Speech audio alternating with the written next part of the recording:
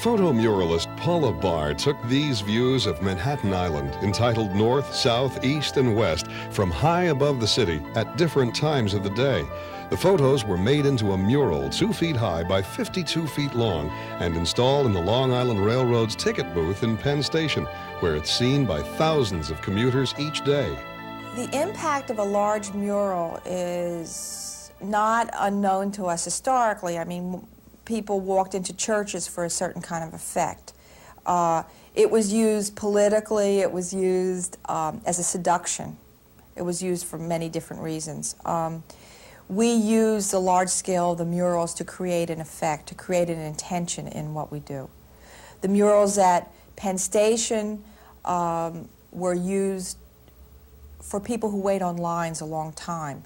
So we go in and there's a result that's demanded, and the scale of the murals is so designed so that effect is, and that result is reached.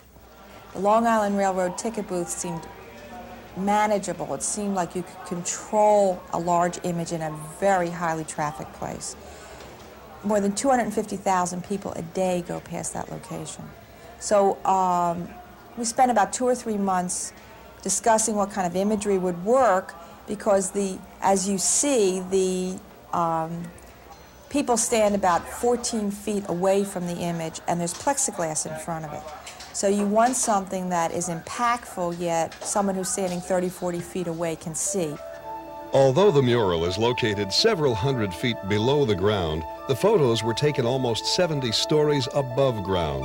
One Penn Plaza is an office building adjacent to Penn Station, and Paula Barr's concept was to give the commuters who would be viewing the mural a sense of place. The rooftop panorama of Manhattan would replace her audience's daily routine of crowded indoor environments with a unique perspective of the city. Security clearance and insurance waivers preceded a 67-floor elevator ride and another several floors on foot for Paula and her assistant before they were confronted by a sight that few people get to witness. Wow, it's really spectacular today. Look at the light. It's perfect. Yeah, so we'll shoot the north when the sun sets, because that's the most magical time, because it's all the building lights will be on. This will be our last shot. Okay. Okay? We Now we'll go looked at what was available, that there were low railings, and that we could not standardize our camera. We'd have to walk to each location, north, south, east, and west. And then we looked at the times of the day and the kind of color. We had done some test shots before, and we had, a pretty clear shooting idea, almost a shooting script of how we were going to get these images. The desire for the 4 murals was that they would be able to stand alone as images, and also that the colors would be very distinct, that the sunset is very golden, the night shot is very blue, the others are brown, and I just wanted them to have a different color base so they would be distinct.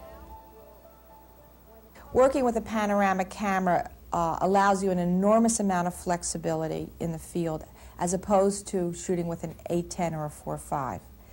The panoramic camera gives you a chrome, which is 6 by 17 centimeters, which is 2 1/4 inches high by almost 7 inches.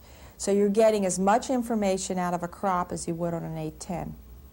And it also gives you that kind of formatting that is necessary often for the kinds of murals we're doing. Give me an eighth of a second. You can also hand hold it as opposed to a large format camera.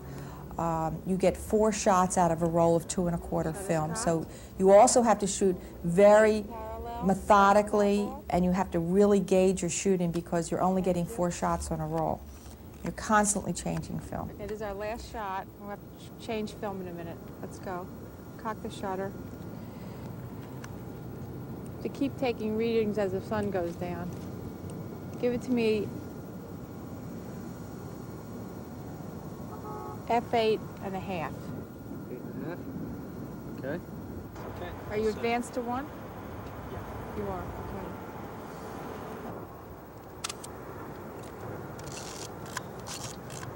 okay. The thing that's very important, too, in getting the results we get with the kind of detail we need is that every shot is meticulously produced. It's teamwork, really teamwork. You know, when you see a 20-foot mural, there's scores of people that have been involved in it. So it really is teamwork. And the communications between the team is evident in the end result. It's very important to have that kind of communication all the time.